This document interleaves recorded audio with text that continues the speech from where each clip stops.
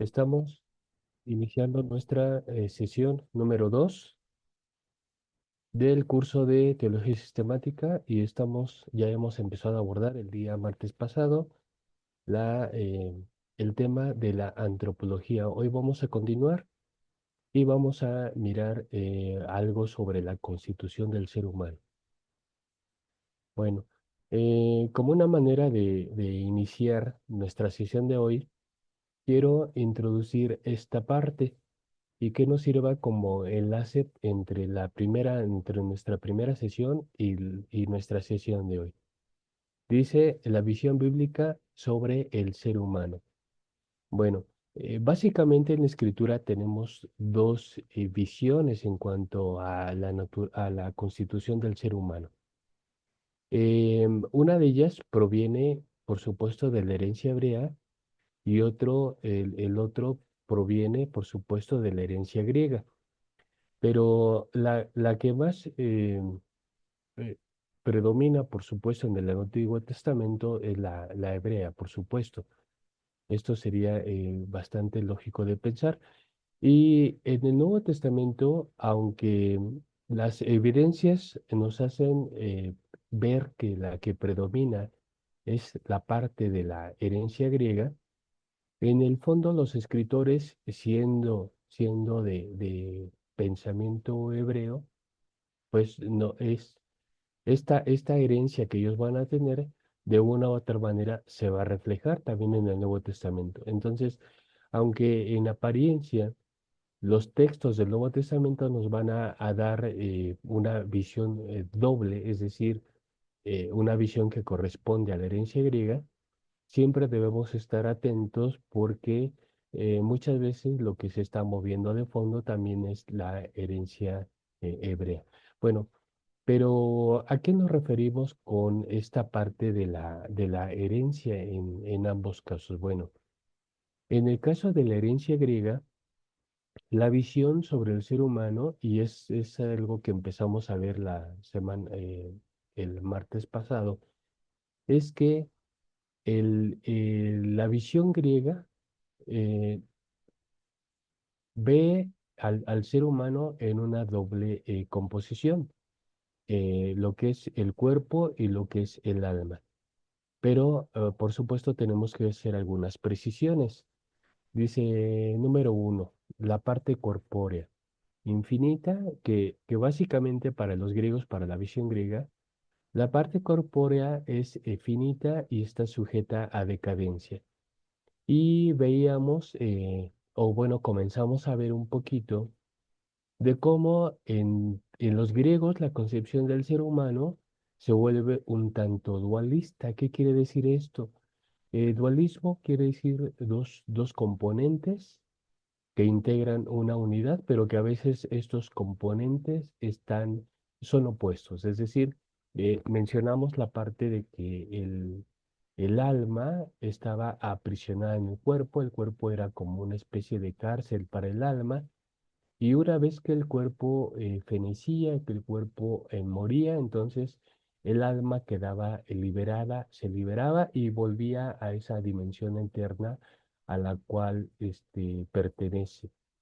Por eso es que en la herencia griega, la visión sobre el ser humano tiene dos componentes esenciales o básicos: la parte corpórea, como hemos dicho, y la parte eterna. La parte eterna es el alma, por supuesto, que el alma es inmortal y es incapaz de contaminarse, porque las características propias de algo que pertenece a a la dimensión divina siempre van a ser inmutables, inmortales y también incapaces de contaminarse de lo humano. Em, este es un aspecto muy interesante porque aunque aquí apenas estamos hablando de el ser humano en esa visión que le constituye, va a ser muy interesante porque después esto va a impactar en la cristología, ya que para los griegos el pensamiento es automático en ese sentido. Cuando ellos piensan en el ser humano, piensan en dos partes, es decir, la parte corpórea y la parte invisible que es el alma. Entonces, ellos, como lo piensan así para el ser humano, igual lo van a pensar en su momento para Jesucristo. Por eso es que desde muy temprano en la historia del cristianismo tenemos posturas con respecto a la persona de Jesucristo que no creían que él se hubiera hecho realmente humano, sino que a veces como que parecía humano, o si se había hecho humano, entonces no era totalmente divino. Esta es una cuestión bastante compleja, por supuesto, pero que tiene su raíz, que tiene su punto de partida en esta visión dualista sobre el ser humano, es decir, una parte corpórea, finita, decadente, y una parte, y la parte eterna, que es el alma, que es inmortal e incapaz de contaminarse. Bueno, vamos a ir viendo un poco las repercusiones que tiene que ver a partir de esta visión. Entonces, repito, aunque a veces en los escritos bíblicos del Nuevo Testamento se mencionan solamente dos componentes, como sería cuerpo y alma o cuerpo-espíritu, que sería prácticamente lo mismo, esta mención doble o esta mención dual está basada en esta herencia griega que en este caso se tiene. Pero por el otro lado tenemos la herencia hebrea y es lo que, esta es la parte que salva un poco el caer en esos riesgos por ejemplo, de considerar que el ser humano o tenga esta constitución a la manera de la visión griega. Cuál es el aporte de la herencia hebrea? Bueno, es muy interesante porque primero tenemos tres componentes perfectamente definidos, que el primero de ellos eh, es lo corpóreo, debe ser la parte corpórea. Es algo finito, por supuesto, porque en este caso la visión hebrea y la visión griega no son diferentes. Lo corpóreo siempre va a ser finito, siempre va a tener, va a ser sujeto a, pues, a que haya muerte, a que haya estos ciclos de vida y muerte. Entonces, eso no cambia, va a ser prácticamente lo mismo en ambas visiones. Sin embargo, aquí viene la parte que es una parte, dijéramos, distinta en cuanto a la visión griega, porque en la visión griega, lo humano siempre está sujeto a decadencia, es decir, el ser humano por definición siempre va a estar pues sujeto a sus impulsos carnales y por lo tanto al pecado. O sea, no hay manera de que el ser humano se salve, ¿no? Siempre está en esta latencia pecaminosa porque sus impulsos, su carnalidad siempre lo van a llevar hacia la parte mala. Sin embargo, aunque en la herencia hebrea sí existe el pecado, por supuesto, existen los impulsos que llevan hacia lo malo, existe una diferencia en cuanto a esta parte de lo corpóreo, también aunque es finita y aunque tiene impulsos negativos, de todas maneras, siempre tiene esa oportunidad de estar sujeto a potenciación. ¿Y eso qué quiere decir? Quiere decir que el ser humano en la herencia hebrea, si se apega a la voluntad de Dios, si se apega a los mandamientos divinos y a cumplirlos, entonces su humanidad va a ser continuamente restaurada y va a poder vivir de una manera pues sana, plena, feliz, porque en este caso la corporeidad bajo la visión hebrea es una corporeidad que se puede potenciar tanto si vienes a lo malo, como en el caso de Caín y Abel, esa situación trágica, o se puede potenciar hacia lo bueno. Y entonces, como es el caso de Samuel, del profeta Samuel, Elías, Eliseo y otros, entonces, que tienen la misma humanidad, pero se potencian en caminos diferentes, es decir, o bien hacia lo malo o bien hacia lo bueno.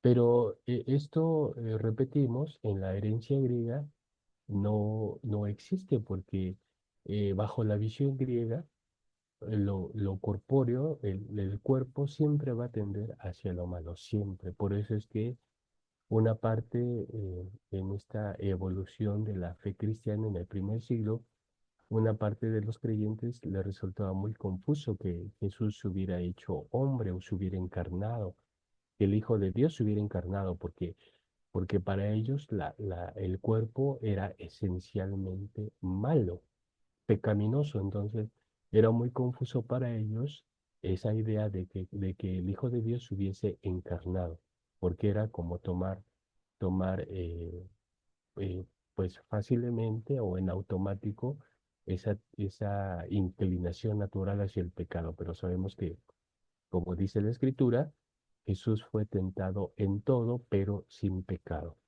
Muy bien, vamos aquí al punto 2 entonces de la herencia hebrea. El segundo componente en cuanto al ser humano en la visión hebrea es la parte de lo psíquico. Es decir, la conciencia de ser y de existir. Y esto también es bastante interesante porque desde aquí el pecado se convierte en una elección. Para la herencia hebrea, el pecado es una elección. Entonces, bajo esta visión, el ser humano puede elegir entre hacer pecado, cometer pecado, vivir en pecado, o puede elegir entre apegarse a Dios, estar con Dios y cumplir los mandamientos de Dios. Repetimos, cosa que no sucede en la visión griega, porque en la visión griega el ser humano, por definición, siempre va a ir hacia lo malo. Entonces, esa parte psíquica es muy importante porque le permite al ser humano una distinción entre el bien y el mal y una libertad para actuar en consecuencia. Entonces, si el ser humano decide portarse mal, este obra del pecado es una acción consciente y voluntaria.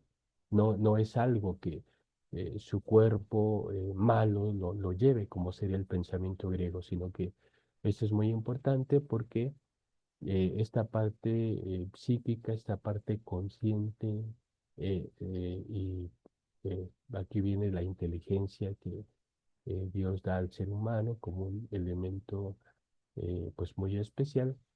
Entonces, el ser humano puede actuar de una manera consciente, bien si elige hacerlo bueno o bien si elige hacerlo mal. Bueno, y la última parte es la parte espiritual, que aquí hay eh, por supuesto, una diferencia total, porque la parte espiritual no se está definiendo a la manera griega, es decir, no se dice aquí que el espíritu sea inmortal o el alma sea inmortal, ¿no? Porque dice la escritura, el alma que pecare, esa morirá. Entonces, en la visión del Antiguo Testamento y en esta visión hebrea, la persona, que la persona o el ser humano no es visto como en la visión griega, que el cuerpo muere y el alma queda liberada para irse a esa dimensión eterna. Aquí no sucede eso. Aquí la parte espiritual tiene otra concepción, porque aunque sí es una parte inmaterial, intangible, es una parte que tiene ya un sentido teológico muy particular. Y lo vamos a ver un poquito más adelante, pero de momento sí tiene que quedar claro que en los textos bíblicos siempre va a haber esta doble herencia, y entonces nosotros como lectores tenemos que estar pendientes para ver para ver a qué se refiere, si se está refiriendo a algo que tiene que ver con la herencia hebrea o algo que tiene que ver con la herencia griega. Y especialmente en los escritos del Nuevo Testamento, donde la filosofía griega, por supuesto, ya tiene una influencia y un impacto pues muy notables. Bueno, entonces vamos a continuar, vamos a desarrollar esta parte de la visión hebrea, porque, repito, es muy interesante y aunque y tenemos esto es algo que tiene que quedar muy claro para nosotros, porque bueno, los escritores del Nuevo Testamento, aunque escriben en griego y escriben ya en una época en donde la visión griega es una visión que abarca todo, que lo incluye todo, sí tenemos que tener en cuenta que el trasfondo, que la herencia que estos escritores tienen, pues es una herencia esencialmente hebrea. Bien si hablamos del apóstol Pablo, bien si hablamos del apóstol Juan o cualquiera de los otros escritores del Nuevo Testamento, que todos ellos, o la mayoría de ellos, fueron pues, judíos o provenientes del judaísmo y por lo tanto tenían esta herencia hebrea. Así es que vamos a desarrollar un poco más esta parte para entender, para que sea más fácil para nosotros entender los textos bíblicos. De hecho, tenemos uno para mencionarlo. Elegimos un texto que habla muy claramente de esa herencia, aunque es un contexto griego, ya el primer siglo, pero refleja muy bien esa herencia hebrea. Bueno, vamos a continuar entonces y vamos a abordar esta parte del desarrollo de la herencia hebrea. Muy bien, dice el ser humano en la visión hebrea. Y aquí estoy anotando los tres términos hebreos para indicar cada una, para indicar los elementos constitutivos. Por ejemplo, en cuanto a lo corpóreo, el término hebreo es basar. Basar lo vamos a ver enseguida, pero basar sería muy bueno que a veces ya se vayan incorporando ciertos conceptos, ciertas palabras, se vayan incorporando a nuestra mente, porque en la medida en que vamos estudiando cuestiones que tienen que ver con el Antiguo Testamento o con el Nuevo Testamento, pues vamos aprendiendo también términos, conceptos, y para esta parte de la constitución del humano, sí sería muy bueno que estos términos ya se vayan quedando en nosotros. Sería muy útil que eso sucediera. Bueno, entonces lo corpóreo es pasar, lo psíquico es el nefesh y lo espiritual es el ruach.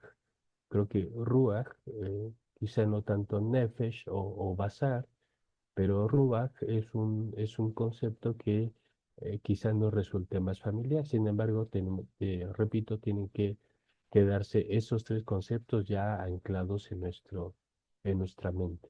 Basar referido a lo corpóreo, nefesh referido a lo psíquico y ruach referido a lo espiritual. Muy bien, entonces esos tres elementos los vamos a desglosar a continuación.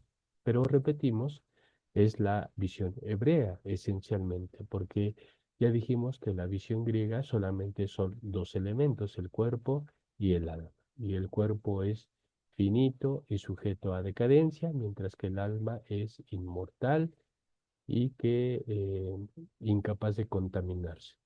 Bueno, em, vamos a continuar entonces. Vamos a desarrollar cada uno de los conceptos y dice los principales conceptos bíblicos que se utilizan para describir la realidad humana desde la visión hebrea. Muy bien, basar. Basar significa o alude a la carne, al cuerpo, lo que nos constituye. Dice, designa la materialidad y las limitaciones del ser humano. También designa lo efímero de la vida y su transitoriedad en el mundo. Y debido a ello incluye circunstancias como la enfermedad y el sufrimiento, la degradación y la muerte. Fíjense que en este caso, para la visión hebrea, el tener un cuerpo, por supuesto que es una bendición. Con el cuerpo se pueden hacer muchas cosas, es decir, todo lo sensorial está en nosotros y está dispuesto en este cuerpo para poder apreciar la creación de Dios. Es decir, cómo nos relacionamos con nuestro entorno, con el mundo creado, pues a través de los sentidos. Entonces, este bazar o cuerpo que Dios da al ser humano cuando en el relato bíblico dice que crea o forma al ser humano del polvo de la tierra, este, lo crea de una manera, o el sentido es que todos esos sentidos, ese sistema sensorial que está integrado a nosotros, pues nos sirve para poder relacionarnos o vincularnos con la creación, con el entorno, con la naturaleza, diríamos. Entonces, pues eso es muy bueno porque si no fuéramos cuerpo, ¿cómo nos podemos relacionar con la vida? Entonces, en este sentido, tan natural es eso, como natural es la misma muerte y el sufrimiento, porque si aceptamos que el cuerpo se puede, a través del sistema sensorial que poseemos, se puede relacionar y conocer y vincularse con el entorno, pues también debemos saber que el cuerpo, en cuanto a tal, está sujeto a enfermarse, a experimentar sufrimiento, ¿no? Y esto no se vea como algo necesariamente malo. Es decir, es parte del paquete. Es decir, si tienes un cuerpo, si posees un cuerpo, entonces debes de saber que ese cuerpo se va a enfermar y que ese cuerpo puede ser herido, puede herirse, pero que también puede sanar. Y también la enfermedad, si tú te cuidas, pues vas a evitar la enfermedad, pero si te llegas a enfermar por algún descuido o algo, pues también puedes sanar. Entonces, estas circunstancias de enfermedad y muerte, y enfermedad y sufrimiento, pues pertenecen a la realidad de lo corpóreo. Entonces, no se niegan, no se niegan, no se ven como algo maligno, cosa que sí sucede en la visión griega, ¿no? En la visión griega, la enfermedad, la muerte, todo eso se ve como algo antinatural, se ve como un aspecto indeseable. Entonces, bajo la visión griega, pues no me quiero enfermar, no me quiero morir, no quiero sufrir algún accidente o alguna herida. O sea, todo eso se vuelve algo indeseable, pero en la visión hebrea se ve como algo natural. O sea, tienes que cuidarte, sí, tienes que alimentarte adecuadamente, tienes que hacer ejercicio, tienes que, pues, nutrir tu cuerpo en todos los sentidos. Eh, entonces, pero es una corporalidad, es un cuerpo que tiene sus propias características, ¿no? Y entonces por eso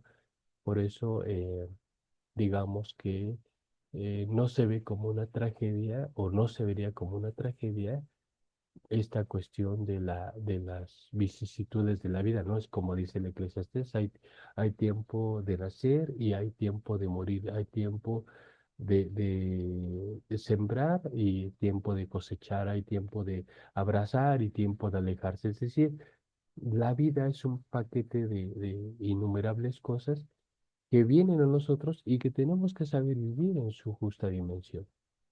Entonces, esto es importante, queridos hermanos y hermanas, porque a veces pensamos que, o sea, sí nos gusta mucho ser seres humanos y todo eso y vincularnos con la naturaleza o con la creación, pero no nos gusta el sufrimiento, no nos gusta la enfermedad y mucho menos nos gusta la muerte, ¿no?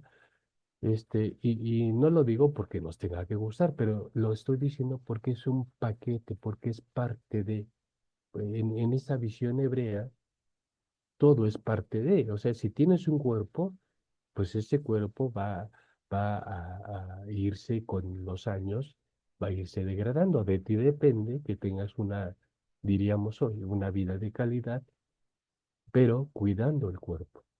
Por eso es que en la visión hebrea existe todo tipo de cuidados para la persona, desde lo que come, la manera en cómo se relaciona con los demás. Ahí tenemos los 10 mandamientos, ¿no? Lo psíquico, no desearás las cosas de tu prójimo, no mates, no te enemistes, no cometas adulterio. Es decir, todo el cuidado de la persona incluye todo, es un paquete completo porque la medida que uno cuida todo eso, pues en esa misma medida uno puede vivir una vida plena y feliz. Entonces, por eso es que muy importante que también establezcamos esa diferencia entre qué es conceptualizar lo humano desde la visión hebrea y qué es conceptualizarlo desde la visión griega, ¿no? Muy bien, dice, sin embargo, dicha corporeidad, sigo leyendo. En la quinta línea dice, sin embargo, dicha corporeidad también tiene sus aspectos positivos, es decir, la comunicación. ¿Qué sería del ser humano sin una comunicación constante? O sea, somos seres sociables, no estamos aquí para vivir aislados. Bueno, hay quien tiene una personalidad muy introspectiva, de mucha, pues sí, de poca sociabilidad. Pues sí, está bien, pero el ser humano por naturaleza es un ser social que vive en comunidad, que establece vínculos, establece lazos. Entonces, la corporeidad tiene todos esos aspectos positivos, la fraternidad y todas las experiencias sociales placenteras. A veces pensamos que como cristianos tenemos que olvidarnos o tenemos que preferir más el sufrimiento que lo placentero. No es así para la visión hebrea. Es decir, en la visión hebrea, lo placentero es aceptable. Es aceptable siempre y cuando no viole la norma divina. Es aceptable siempre y cuando no nos dañe, no dañe nuestro cuerpo. Y es aceptable siempre y cuando no dañe las relaciones con los demás. Entonces, ustedes pueden ver que es una vida que se puede disfrutar. O sea, tenemos el cuerpo, Dios nos dio un cuerpo para también disfrutar la vida. ¿Cómo se podría disfrutar la vida si no se tiene cuerpo? Por eso es que Jesús en su vida ministerial fue a veces criticado, ¿no? Porque le decían, he aquí que tú eres un comilón y bebedor, porque siempre andas metido en las casas de los publicanos, te juntas con gente indeseable y no, tus discípulos no ayunan, no están orando como nosotros, decían los fariseos. Entonces, eh, Jesús tiene esta visión hebrea en donde también hay que disfrutar las cosas amables, las cosas buenas de la vida, es decir, tener amigos. Jesús tenía amigos. Cuando Lázaro muere, vimos ahí en el episodio en el Evangelio de Juan que él finalmente, cuando ya llega a donde se encuentra Lázaro sepultado, dice el texto que Jesús llora, ¿no? Y Jesús lloró. ¿Por qué?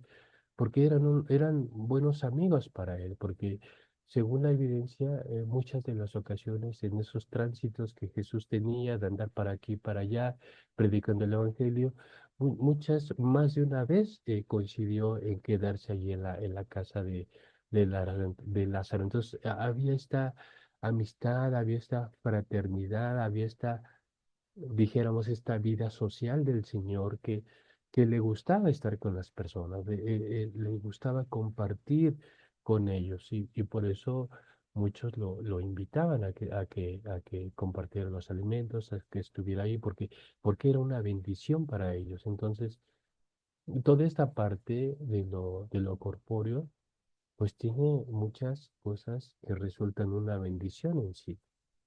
Y repetimos, todo esto es el paquete, es el paquete de lo que Dios al formarnos, al constituir al ser humano, pues nos ha regalado. Y pues igual, como ya dijimos, si no cuidamos el cuerpo, si andamos en cosas inadecuadas, cosas que nos dañan a nosotros y a los demás, pues sobrevendrán también muchas cosas negativas para nuestra vida. Pero en realidad todo es un paquete. Bueno, sigo leyendo aquí, dice, en la Septuaginta, ustedes saben que la Septuaginta fue la traducción griega de las escrituras hebreas, que se hace alrededor del siglo III, y como era una traducción griega, entonces tienen que buscarse aquellos términos en el idioma griego que puedan traducir los conceptos del idioma hebreo, que en este caso era bazar. Por eso dice aquí en la Septuaginta, el término hebreo bazar se tradujo usando dos palabras griegas. Una que tiene que ver con sarx, eh, que indica corrupción, es la carne o la carnalidad, y otra que es soma. Y soma se refiere al cuerpo físico y material, es decir, la constitución de lo humano. Así es que estos dos conceptos, a veces sumados, son los que van a reflejar el sentido que tiene Basar. Dice, y con la suma de ambos conceptos se trató de abarcar el mismo sentido que transmitía el término Basar. Cabe señalar que en el caso del pensamiento paulino se le añadirá también un matiz teológico y usualmente se vinculará el vocablo sarx en referencia a la pecaminosidad del hombre y soma o el uso de soma estará asociado a esa unidad que constituye el ser humano. Entonces, en el texto griego del Nuevo Testamento, cuando se habla de la realidad humana, a veces encontraremos sarx, pero sarx ya más en un uso de lo pecaminoso o de esa humanidad tendiente al pecado, como ya decíamos que es lo que caracteriza a la visión griega sobre el ser humano, ¿no? Entonces, esta palabra sarx dice, y sus derivados, por ejemplo, cuando Pablo habla del hombre pecaminoso, habla del sarquinos, el sarquinos es aquella persona dominada por el mal, dominada por lo pecaminoso. Y como el sarquinos, el hombre pecador, se tiene que limpiar, tiene que ser regenerado para poderse convertir en discípulo. Pero es verdad, aquí existe este matiz teológico que le asigna el apóstol Pablo a Sarx como algo que ya tiene que ver más con la pecaminosidad. Y por otro lado, el soma, el cuerpo, vamos a ver algunos pasajes muy interesantes también, donde a veces ya ni siquiera se usan eso, sino hay un uso distinto, pero nos ayuda mucho el poder diferenciar los términos. Es muy importante. A veces cuando nosotros leemos nuestras traducciones, sea que usemos eh, Reina Valera 60 o alguna otra versión posterior, o sea que utilicemos Dios habla hoy u otras, la versión latinoamericana, etcétera, u otras versiones. Es muy interesante que siempre tengamos esa oportunidad de ver o de recurrir a los textos originales, porque a veces el texto original ya nos puede detallar qué hay en el fondo, qué se está moviendo en el fondo en cuanto a estos conceptos y por lo tanto cuál es la intención del autor. Entonces, va a haber ocasiones en que el autor utilice sarx referido a la realidad humana, pero para indicar esta pecaminosidad, ¿sí? Como decíamos, el hombre pecaminoso, el sarquinos, y para indicar eso.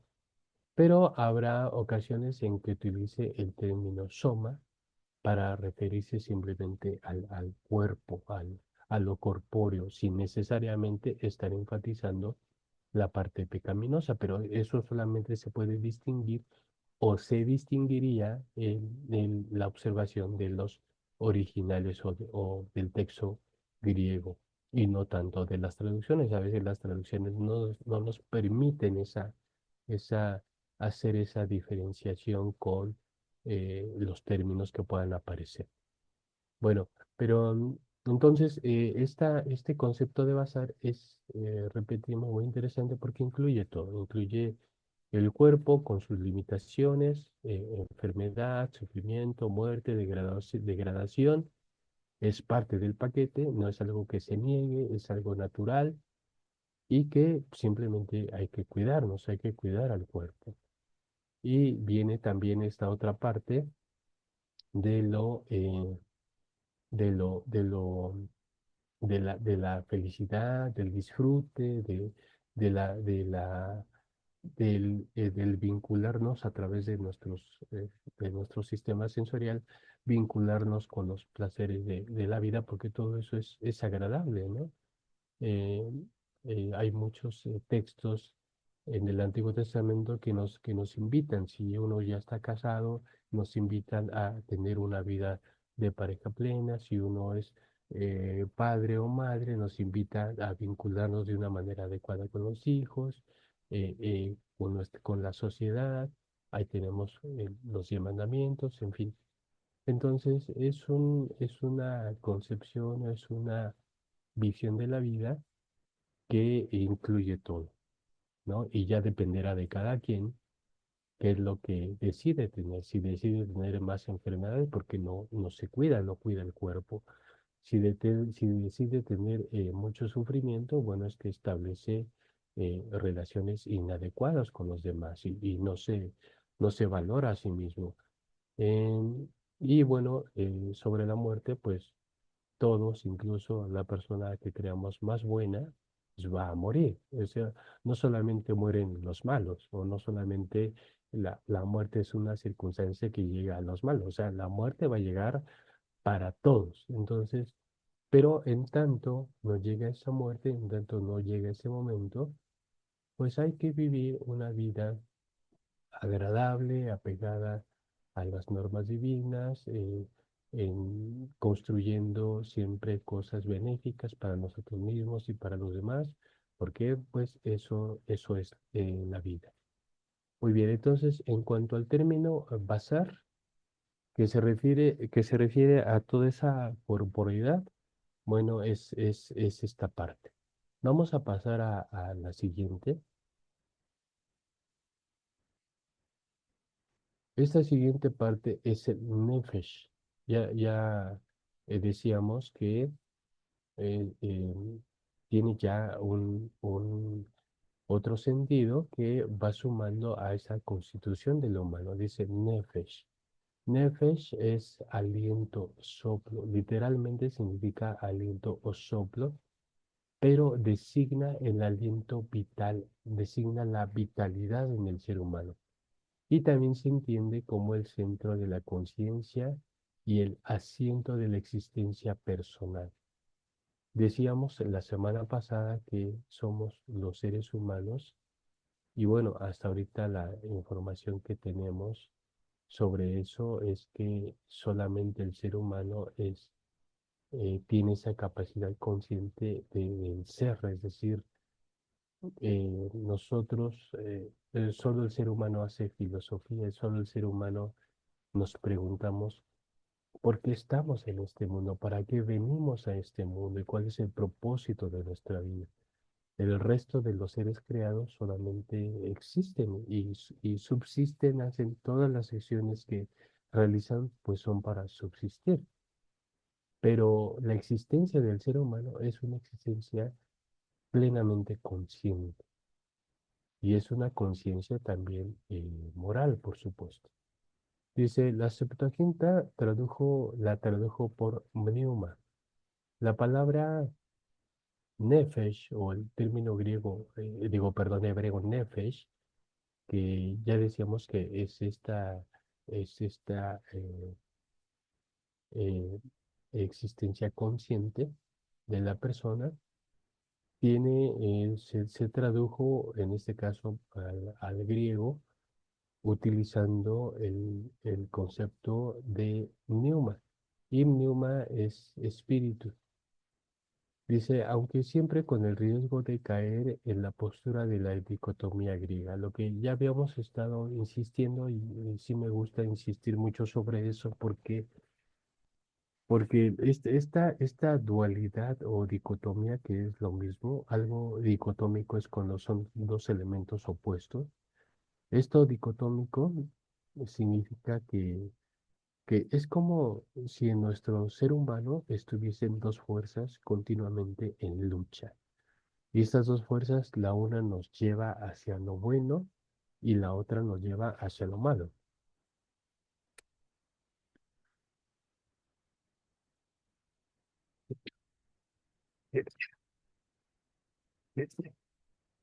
Perdón.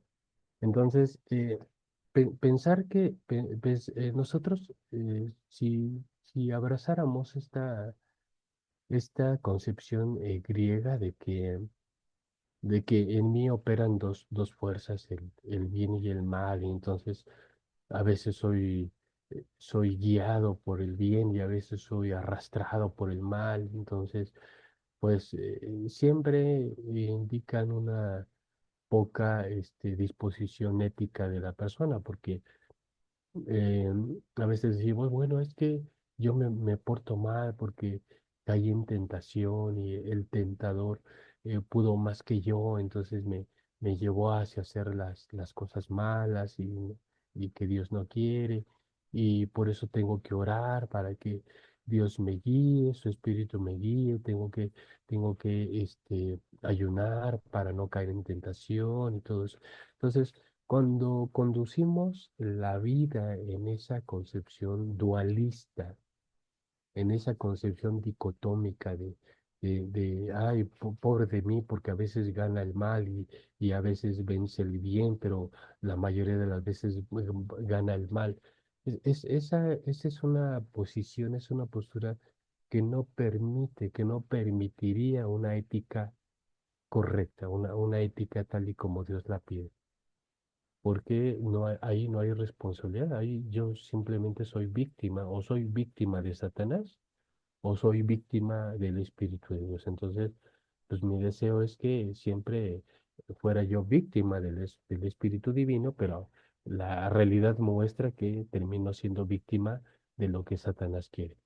Entonces, conducir la vida en ese sentido nos despoja de la responsabilidad, de la conciencia que tenemos, de la capacidad de elección que tenemos y nos deja a la deriva, ¿no? Para ver, esto no es para nada adecuado y por eso siempre es un riesgo. Por eso aquí viene esta nota de que siempre con el riesgo de caer en la postura dicotómica griega, porque para los griegos, si el cuerpo es pecado, si el cuerpo es una naturaleza decadente, pues entonces se entiende que siempre estemos orientados hacia lo malo, desde la visión griega, desde la visión de la filosofía griega, que es dualista y que es dicotómica.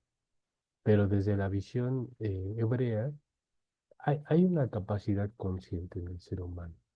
El ser humano puede elegir hacer el bien o hacer el mal, pero es una decisión consciente y por lo tanto una responsabilidad que tenemos los seres humanos para entonces encaminar y dirigir nuestra vida. Em, dice aquí, sigo leyendo esta parte, dice, sin embargo, para el pensamiento semita, es decir, el pensamiento hebreo, el ser humano es una unidad indivisible, pues en tal visión no existe una separación entre las funciones psíquicas y corpóreas. Esto es muy importante de puntualizar. Dice, en la visión hebrea no existe una separación entre las funciones psíquicas y las corpóreas, es decir, la mente y la voluntad y lo que es el cuerpo, todo está unido. No es que la persona pueda decir, o la persona llegue a decir, ay, hermano, es que este es mi talón de Aquiles, como a veces se dice, es que ese es mi flaqueza, es que es mi parte que no puedo dominar, ¿no? Como repetimos, como si fuéramos víctima de un poder extraño, ajeno o superior a nosotros. Eso pues, no tiene sentido para la visión hebrea. O sea, en la visión hebrea viene todo el paquete unido, lo que pensamos, lo que sentimos y lo que hacemos. Y si hacemos el mal, es porque ya lo pensamos, es porque lo decidimos, porque así quisimos y sentimos hacerlo. Y entonces lo llevamos a cabo.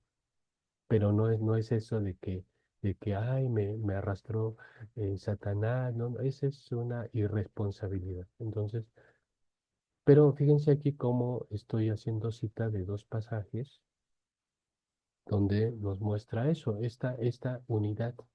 Funcionamos todos, los seres humanos funcionamos como una unidad. Entonces, no es que haya dos partes opuestas y en continua lucha dentro de nosotros, sino que somos una unidad. ¿Ah? Funcionamos de una manera integral.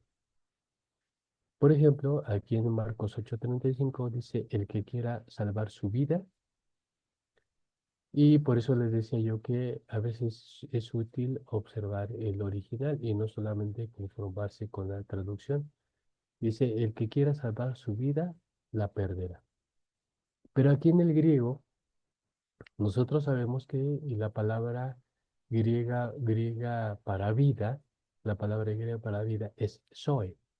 Por ejemplo, en Juan 3:16, aquí no lo tengo anotado, pero ¿qué dice Juan 3:16? Porque de tal manera amó Dios al mundo que envió a su Hijo para salvarnos, para que ninguno se pierda, mas tenga vida eterna. Vida eterna, ahí aparece la palabra zoe, porque en el griego la palabra para vida es zoe. Sin embargo, aquí, aunque la traducción en Marcos 8:35 dice, el que quiera salvar su vida, no aparece zoe, sino la palabra griega que aparece es psuke. Y la palabra psuke indica toda esta capacidad consciente de la persona. Es decir, si alguien conscientemente obra lo malo, pues el resultado será perdición. Pero si alguien conscientemente obra lo bueno, entonces el resultado será salvación. Entonces dice aquí, el que quiera salvar su vida, es decir, psuken, quien quiera salvar, su psuken la perderá. Y el otro versículo que hemos traído aquí como un ejemplo es Marcos 10:45 también, dice, porque el Hijo del Hombre no vino para ser servido, sino para servir y dar su vida. No aparece Zoe, sino aparece Psuken en rescate por muchos.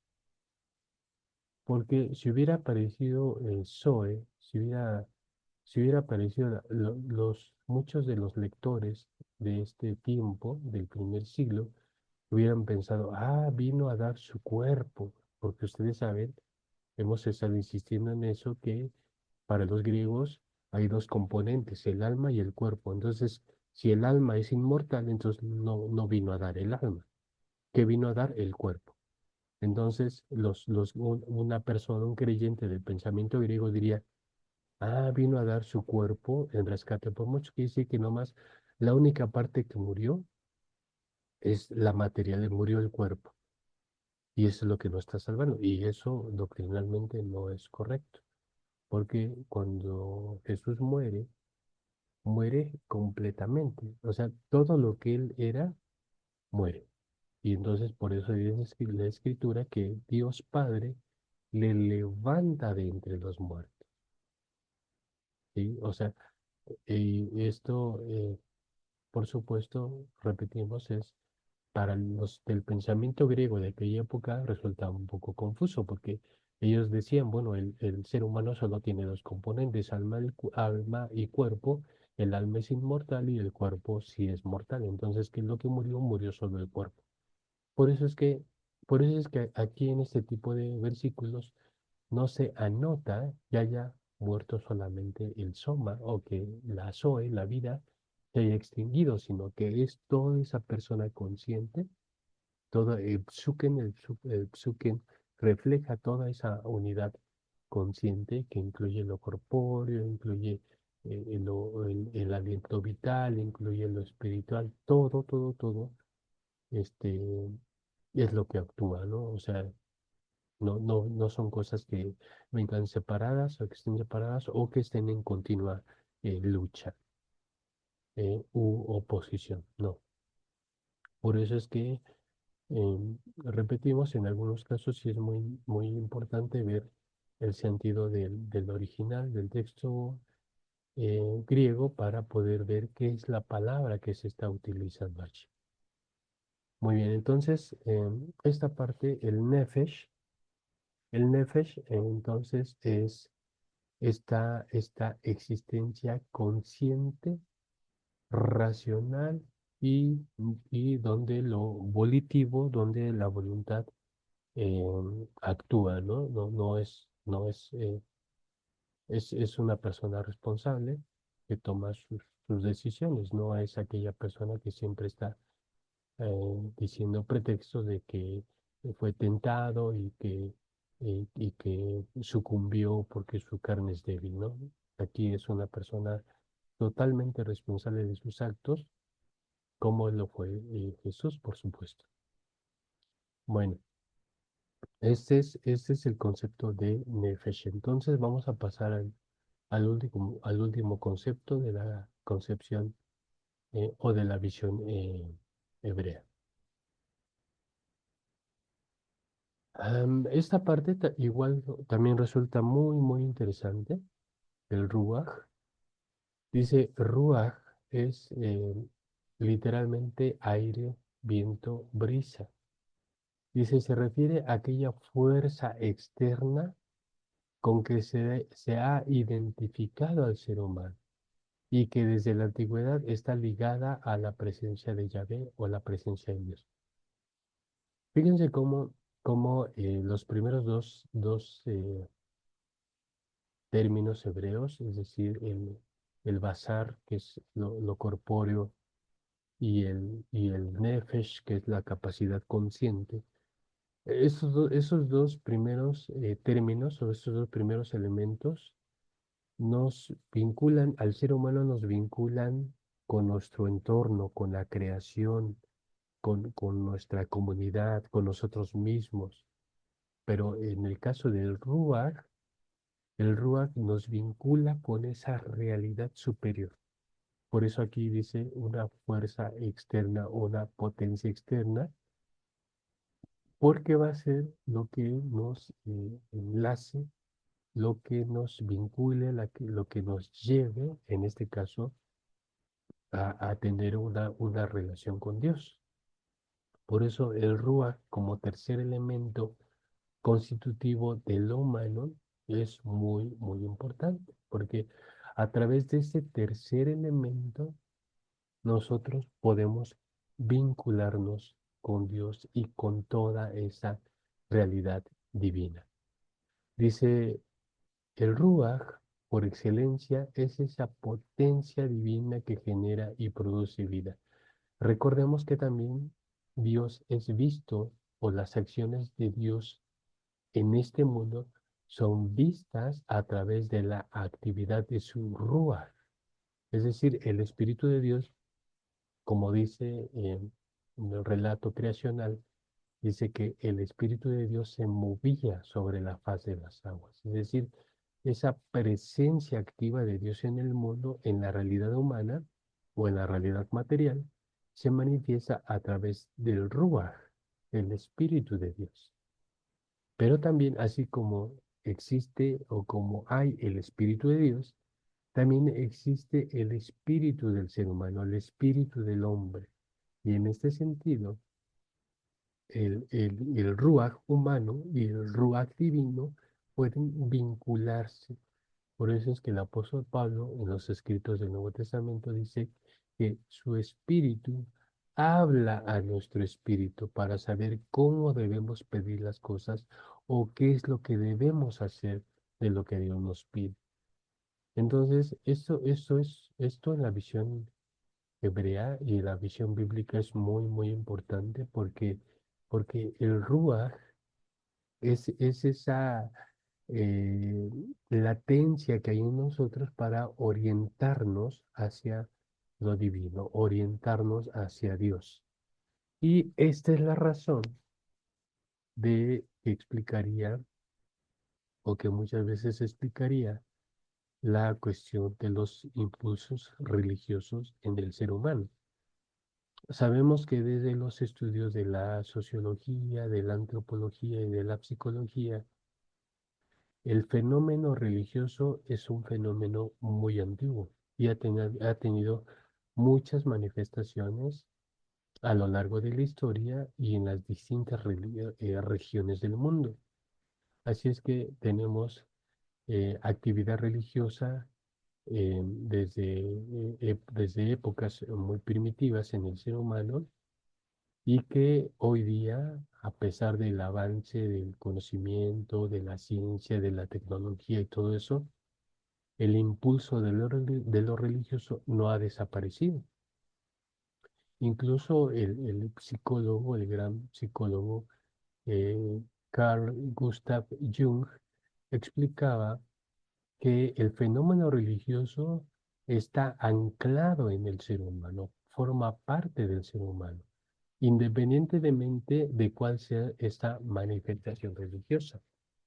Pero el hecho de que exista la religión y de que exista la religiosidad y que ésta tenga muchas manifestaciones o haya tenido muchas manifestaciones a lo largo de la historia y en todas las regiones, prácticamente todas las regiones del mundo, es una prueba inequívoca de que algo hay en el ser humano que le lleva, que le impulsa, que lo orienta hacia lo religioso.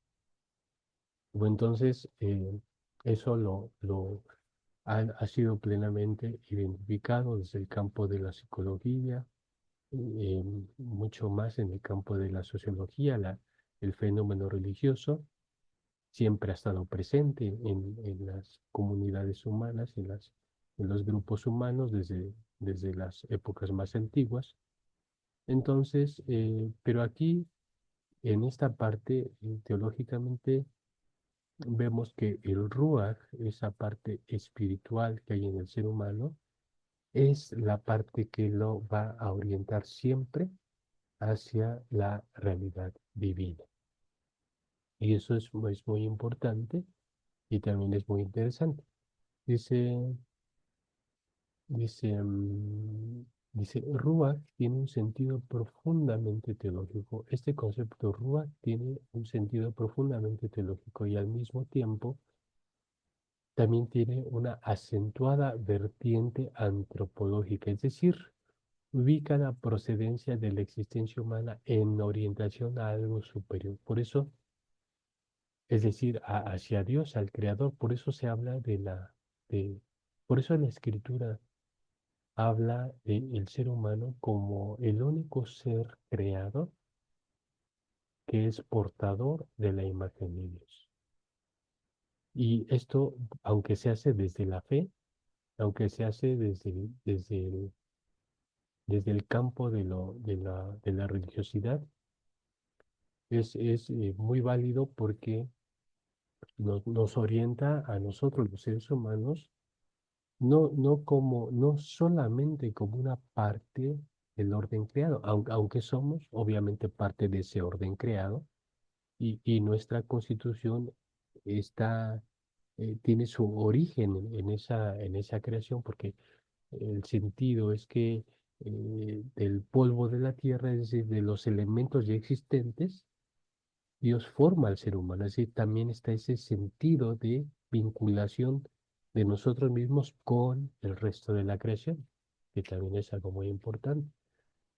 Sin embargo, a esa creación que proviene de elementos ya constituidos, tiene una relevancia especial porque entonces Dios le otorga esta parte de lo espiritual, Dios le otorga esta parte de lo espiritual y entonces el ser humano se convierte en un ser con capacidades especiales y que esas capacidades especiales lo reflejan este testimonio bíblico de ser imagen de Dios.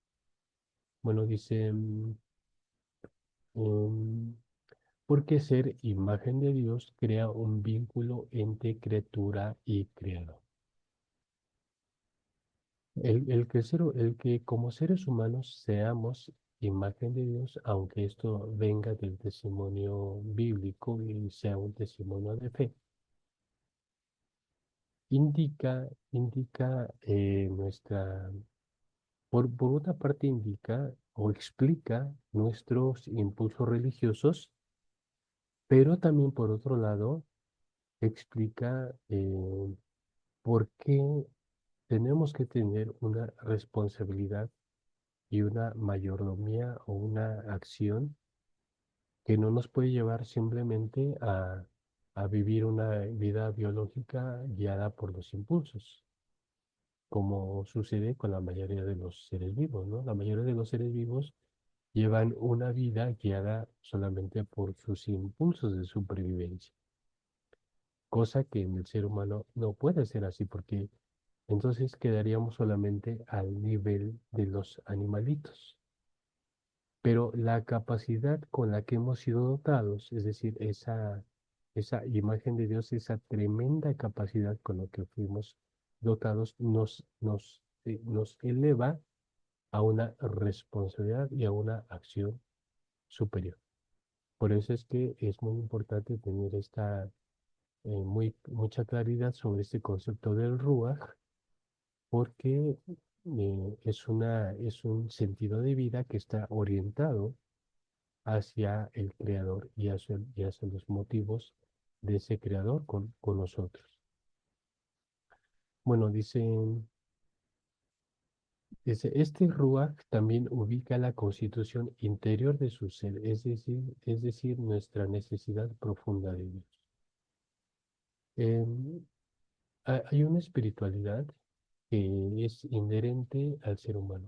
A veces las personas terminan no siendo religiosas, lo cual no afecta mucho porque lo que hacen es apegar esta espiritualidad a cosas más concretas. Eh, por ejemplo, la ciencia que es positiva en el sentido de que se construye o se afirma solamente sobre lo que se puede demostrar a través de pruebas científicas, pero aún en eso también existe una espiritualidad, solamente que es una espiritualidad no ligada a lo sobrenatural, sino es una espiritualidad ligada a lo que se puede construir en términos del método científico. Entonces, incluso las personas que se dicen no ser creyentes, no es porque no existe en ellos una parte espiritual, más bien están canalizando esta parte espiritual, es decir, esta parte también es una búsqueda del sentido de la vida. Mientras que los creyentes orientamos nuestro sentido de la vida a algo sobrenatural, que en este caso sería Dios, que finalmente es algo intangible, que no lo podemos ver, pero que sí podemos sentir y saber en conocimiento, en sensación, en pertenencia y todo esto, sabemos que existe, mientras las personas no creyentes orientan este sentido de su existencia hacia cosas que sí pueden manipular, que pueden tocar, que pueden demostrar, en fin, pero no es porque en ellos desaparezca este sentido de lo, de lo espiritual, sino que más bien lo canalizan hacia una experiencia diferente. Bueno, vamos aquí a tomar esta anotación. Dice, Dios, dice, también ubica, dice, cabe señalar también, por ejemplo, que en el pensamiento paulino, es decir, el pensamiento del apóstol Pablo en sus escritos, existe una referencia al hombre carnal y al hombre espiritual.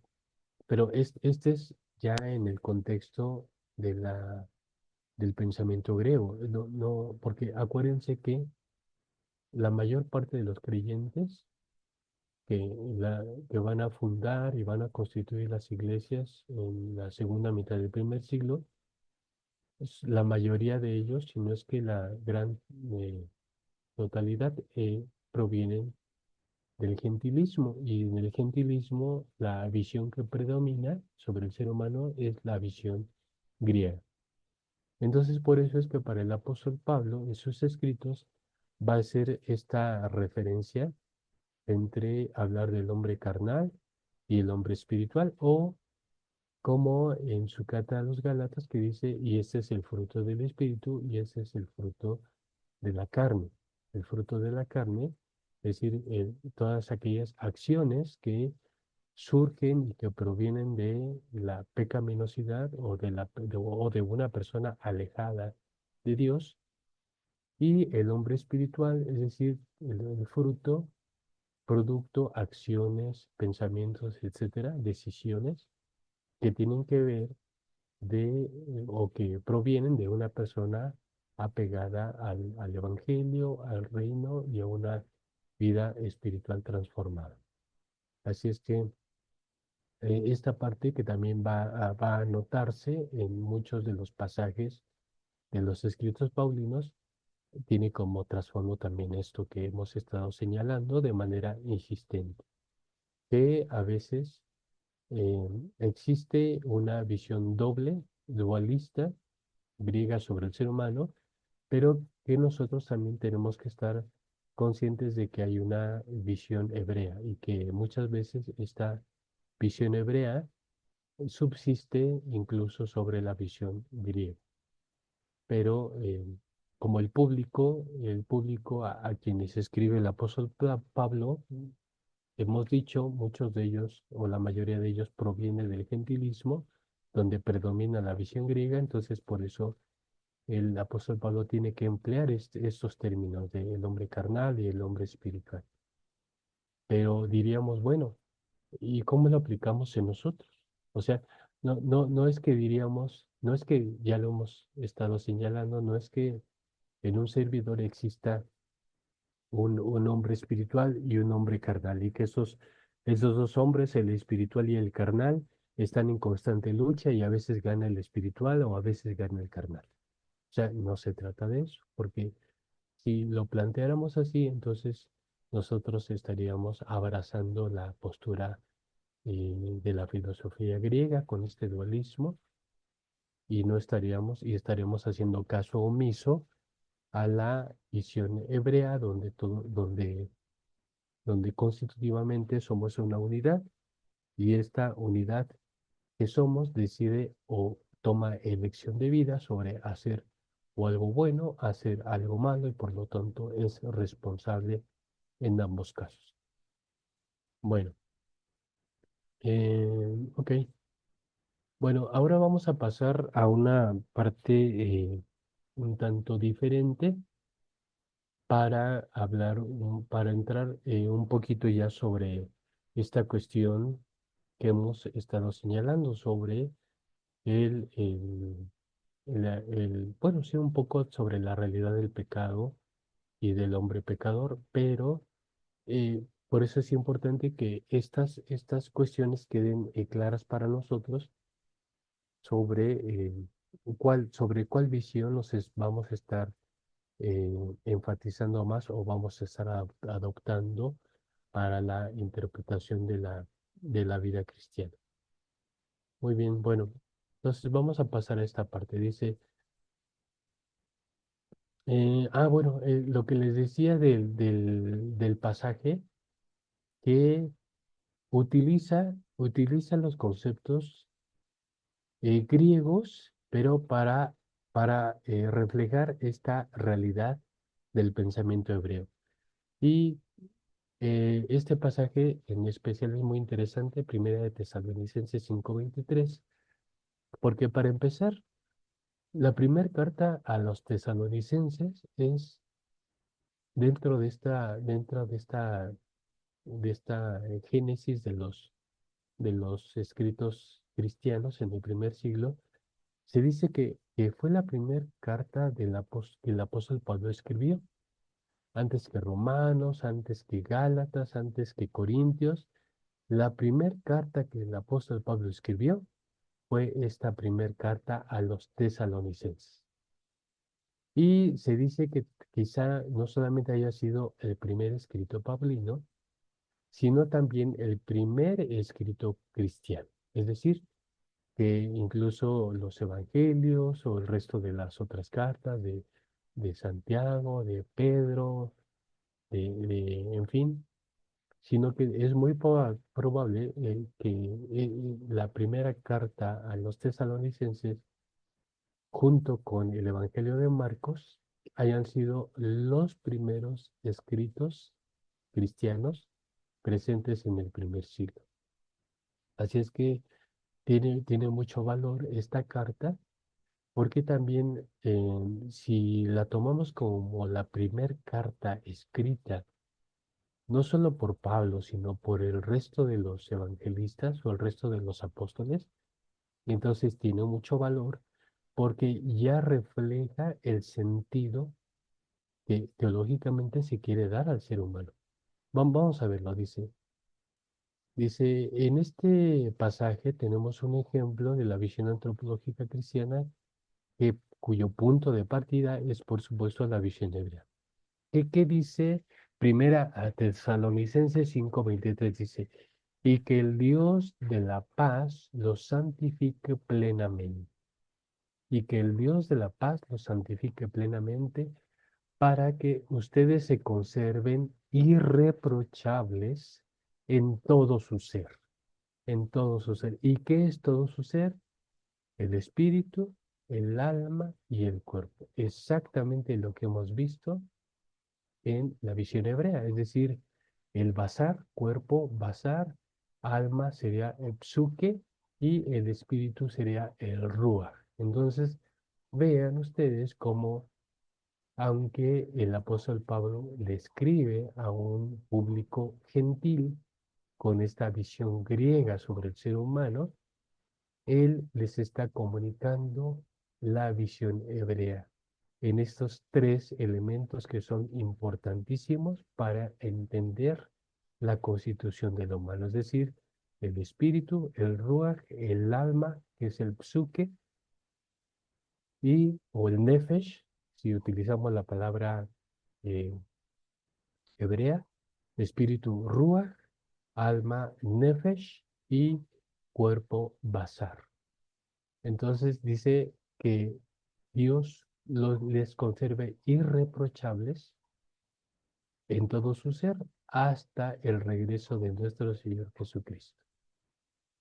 Y bueno, en este caso, estos elementos o dimensiones que componen el ser humano le van a constituir siempre como una unidad indivisible. Entonces, esto es importante porque ya decíamos que el percibirnos a nosotros mismos como una entidad, como una unidad completa e indivisible es muy importante para establecer entonces una comprensión adecuada de la ética. Y aquí tenemos como pasaje de comparación, por supuesto, el texto clásico de Deuteronomio 6:5, donde yo quise incluir esta versión, nueva Biblia Viva, que dice, ámalo con toda tu capacidad mental, con todo lo que eres y con todo lo que vales. Y el original dice con toda tu mente, con toda tu alma y con toda tu espíritu o de todas tus fuerzas y de todo tu corazón. Entonces, son formas de señalar todo lo que constituye al ser humano. Fuerza, voluntad, corazón, alma, mente, son distintos elementos que se pueden utilizar sin ningún problema, pero para referirse a la unidad indivisible que somos. Y eso es muy importante y lo vamos a encontrar también en estas menciones o en estas referencias. Bueno, entonces, en particular, este pasaje de Primera a Tesalonicenses 5:23 es una evidencia más que clara de cómo está presente en el Nuevo Testamento, en donde hay una tremenda influencia del pensamiento griego, pero cómo está muy vigente y muy latente esta visión hebrea sobre el ser humano. Bueno, ahora sí vamos a pasar a la siguiente parte, queridos hermanos, y em, ok, y con esas dos vamos a terminar y vamos a, pues sí, a hacer este planteamiento para que nos sirva de base hacia las para nuestras siguientes sesiones. Dice, la naturaleza humana y la doctrina sobre el pecado original. Dice, un punto de vista tradicional es que la imagen original de Dios en el ser humano se ve afectada por la caída. O sea, cuando Dios crea al ser humano, Dios dice, hagamos al hombre a nuestra imagen y semejanza. Pero después sabemos que el hombre cayó. ¿Qué pasa entonces con esta imagen de Dios en el ser humano? Se destruyó, se perdió, fue totalmente, o no le pasó nada, o ¿qué fue lo que aconteció? Dice, bueno, dice que un punto de vista tradicional es que esta imagen de Dios original en el ser humano sí se vio afectada por el pecado, por la entrada del pecado en el mundo. Y que esta caída que tuvo el ser humano, es decir, la violación del mandamiento de este árbol no comeréis, podéis comer de todo, excepto de este árbol. La serpiente, según el relato bíblico, la serpiente engaña a la mujer convence al hombre, al varón, y entonces cometen o violan el mandato divino. Bueno, ¿qué pasa entonces con esta imagen de Dios original con la cual Él proveyó al ser humano? Es decir, aquel primer hombre y aquella primera mujer. Bueno, hay dos posturas a este respecto. Dice, así la caída y la entrada del pecado alteraron la naturaleza original del hombre y sobre esta consideración existen dos posturas. Bueno, teológicamente se dice que sí hubo una alteración. Es decir, una vez que el pecado entró y formó parte de la realidad humana, este, pues se produjo un daño en esta imagen con la que Dios había provisto al ser humano, se produjo un daño o una especie de alteración, pero hay dos posturas y estas dos posturas, ambas a partir de estos siglos, a partir del siglo XV y hacia adelante, este, pues van a distinguir hasta el día de hoy las dos posturas que existen sobre la cuestión del pecado. Muy bien, vamos a leer, vamos a profundizar. De hecho, en la medida que avancemos en nuestro curso, vamos a profundizar más sobre estas dos, pero por lo pronto nos conviene hacer un planteamiento inicial. Dice la postura arminiana. Se le llama así porque esta es la postura de un teólogo holandés, Jacobo Arminio, y que vivió entre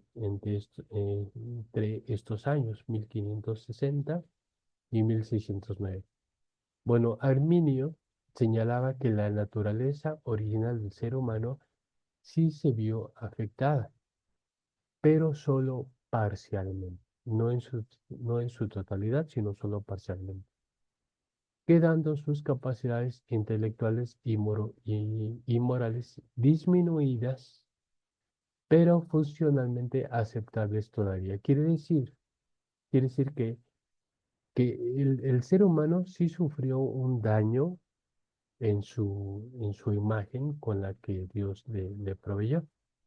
O sea, sí hubo una afectación, pero que esta afectación no fue total porque todavía le permitieron al ser humano poder tener este distingo, poder hacer esta distinción entre lo bueno y lo malo.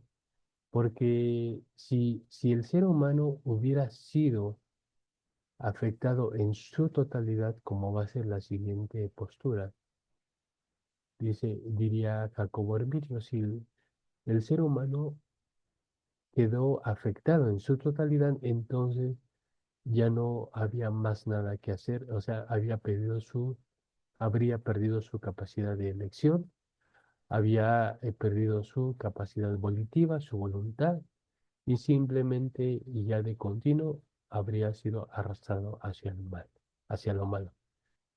Pero Jacobo Arminio insistía en que aun cuando sí había un daño o un deterioro de la imagen de Dios en el ser humano, todavía quedaban eh, rastros suficientes como para que este ser humano pudiera todavía guiar su vida de una manera aceptable.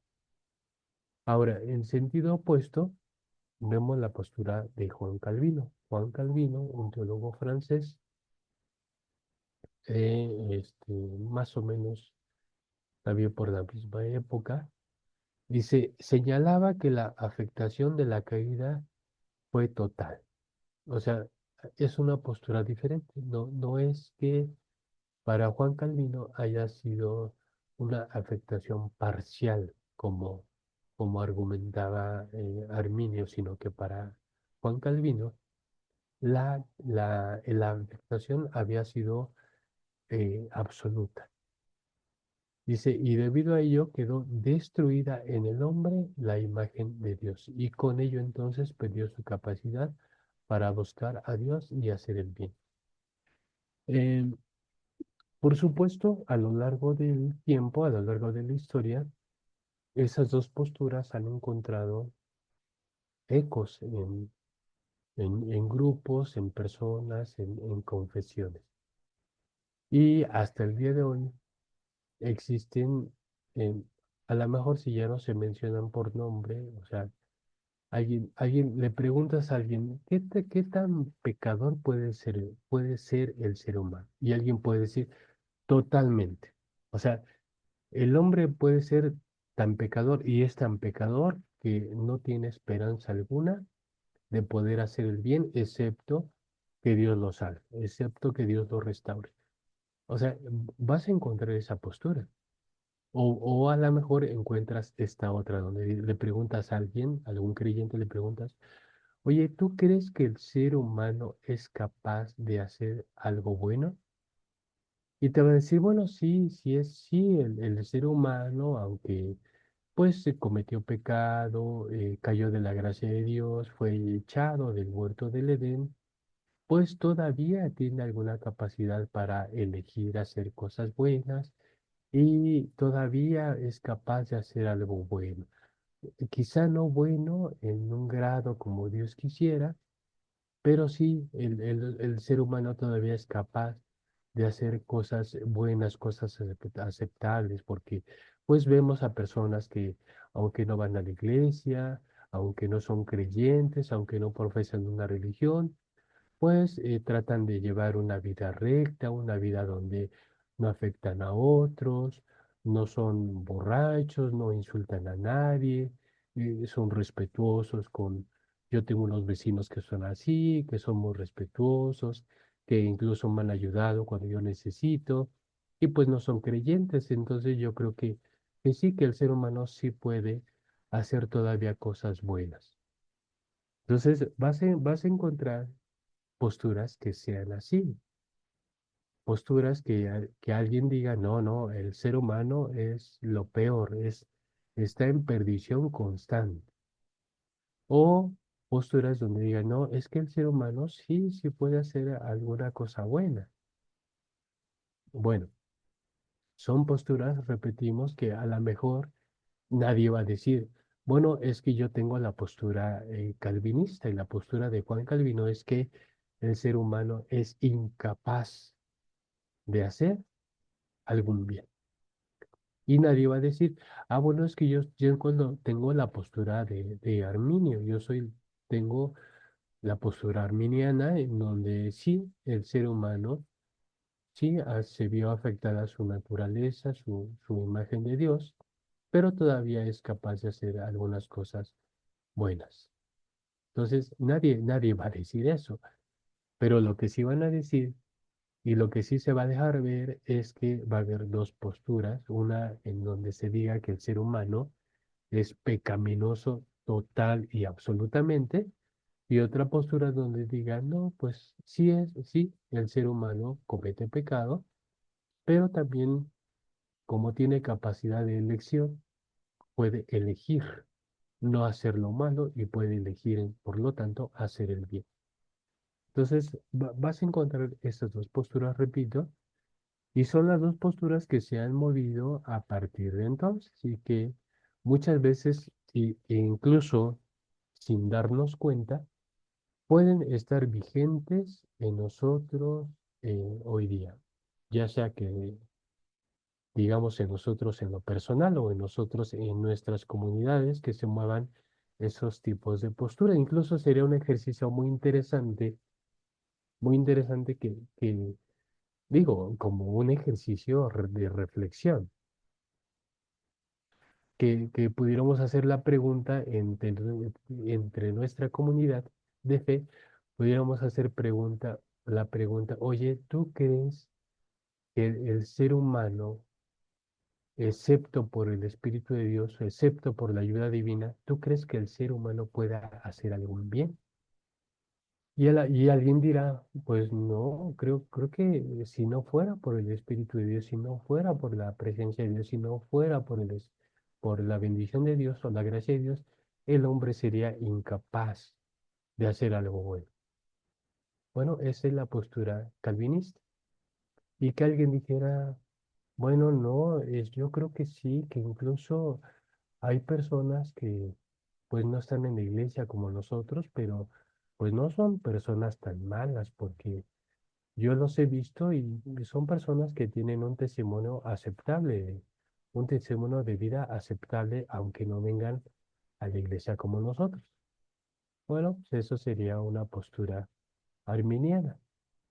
Pero repito, es muy interesante cómo hasta el día de hoy se siguen moviendo estas dos posturas que, repito, a lo mejor no se mencionan de nombre, pero están ahí todavía latentes. Bueno.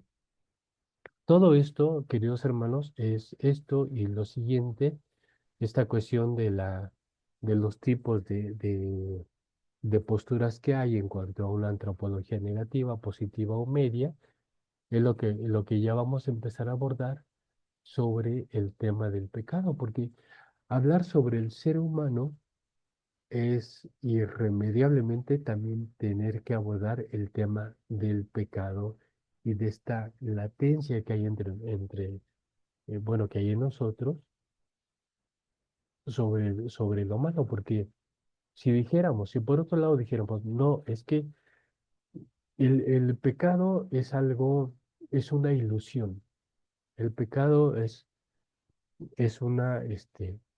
una situación ilusoria en donde realmente el pecado no existe, lo que existe son las malas acciones. Y las malas acciones son llevadas a cabo por ignorancia. Bueno, cualquiera que sea la postura que podamos tomar, la verdad es que el mundo y la realidad en la cual actualmente vivimos refleja muchas situaciones de depravación, de, dijéramos en nuestros términos, de pecaminosidad, porque hay muchas situaciones terribles, guerras, asesinatos, robos, engaño, manipulación, etcétera, etcétera, etcétera. Muchísimas cosas que hay en nuestra realidad humana actual y que tienen que contestarse o tienen que analizarse desde una cierta perspectiva. Entonces, lo vamos a analizar aquí. Viene incluido con esta parte de la antropología. Si ya dijimos que el ser humano tiene un cuerpo, tiene una capacidad consciente y tiene un espíritu, algo que lo conecta con lo divino. Bueno, vamos a ver entonces también la realidad del pecado en la cual nos movemos los seres humanos. Así es que, queridos hermanos, vamos a dejar hasta aquí, quiero dejar hasta aquí y vamos a retomar el martes próximo. Vamos a continuar con el desarrollo de nuestro curso, pero ya entrando en este tema sobre el ser humano y la realidad de pecado que lo envuelve. Muy bien, pues muchas gracias, queridos hermanos. Dios les bendiga mucho. Primeramente Dios, entonces nos vemos el próximo día martes en el mismo horario. Bendiciones, hermanos. Pasa a ustedes.